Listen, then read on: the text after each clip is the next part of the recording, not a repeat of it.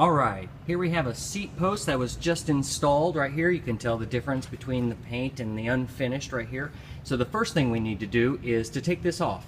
So you need to unscrew this and make sure you also get an Allen wrench that you do this. That way the seat comes completely off of it. Then we're going to disassemble it and sand it down. Alright, here we have the tools of the trade to accomplish our goals today. Here we have some 400 grit sandpaper. We have a towel to wipe everything down once it's sanded. We don't want any dust particles contaminating it. You're going to need some newspaper to tape off and make sure there's no overspray. You're going to need some masking tape just like this. The wider the better, that way it doesn't adhere to the paint. These are a fantastic little item. They're little hand grips that you can put on a spray bottle that allows you to get an even better flow. And of course here we have primer that you want to do white, not a darker one. You want it to be as bright and vibrant as possible to match the paint. And here you have your 2 cans of paint to match up. Here we have 2 techniques on how to spray paint your posts. Here you can wrap it all up in masking tape all around, making sure you get down low. You don't want any overspray. And here you have another simpler one where you can just remove this on and off. If you had several to do, you can just paint it that way and protect from the overspray, and then just move it right on over to the next one. Okay, here we are at the hub, and we're going to be painting the seat rails right here. And what is most important is first to tape everything off.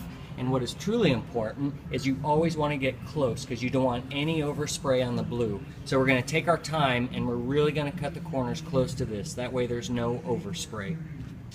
A helpful hint is to have plenty of masking tape available to do this. That way you can tape it all up in a very fast and efficient way.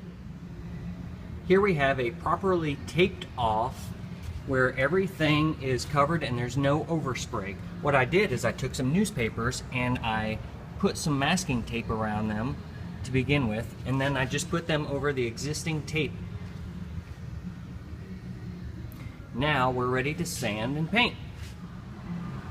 Okay, here we have them sanded and ready for primering. Before you do that though, you want to make sure they're completely wiped down great. And make sure the little places in between have no dust or particles. This may, unless you have a air gun, you're going to need to get in there and blow and make sure all that's out. That way no particles will be stuck on there when you do the painting. Always remember when applying paint and primer to do several layers. That way they build upon each other and get a chance to dry in between.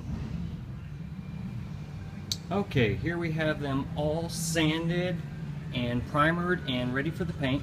Be sure to put any extra cloth over anything that might get some overspray. And we're ready to apply the paint.